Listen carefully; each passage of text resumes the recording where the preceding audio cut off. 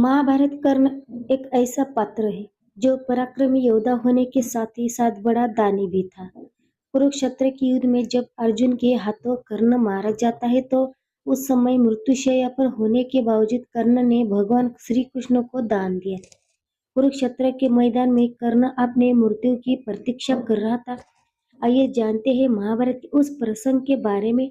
भगवान श्री कृष्ण ने अर्जुन से कहा कि कर्ण को हमेशा उसकी दान वीरता के लिए संसार याद करेगा।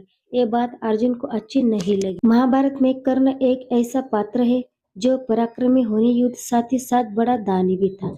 इस वजह से कर्ण को दानवीर कर्ण के नाम से भी संबोधित किया जाता है।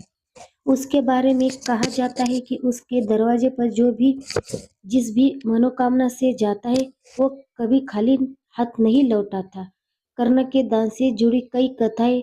कुरुक्षेत्र के युद्ध में जब अर्जुन के हाथों कर्ण मारा जाता है तो उस समय मृत्यु शैया पर होने के बावजूद कर्ण ने भगवान श्री कृष्ण को दान दिया। उसकी दान वीरता से प्रसन्न होकर भगवान श्री कृष्ण ने उसे 3 वरदान भी दिए। आइए जानते हैं महाभारत के उस प्रसंग के बारे में। कर्ण सबसे बड़ा दानवीर कैसे? कुरुक्षेत्र के मैदान में कर्ण अपनी मृत्यु की अर्जुन के मारे गए दिव्यास्त्र से घायल होकर वह जमीन पर पड़ा था।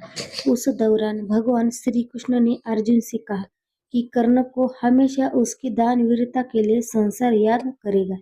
यह बात अर्जुन को अच्छी नहीं लगी। अर्जुन ने भगवान श्री कृष्ण से कहा कि कर्ण सबसे बड़ा दानवीर कैसे हो सकता है?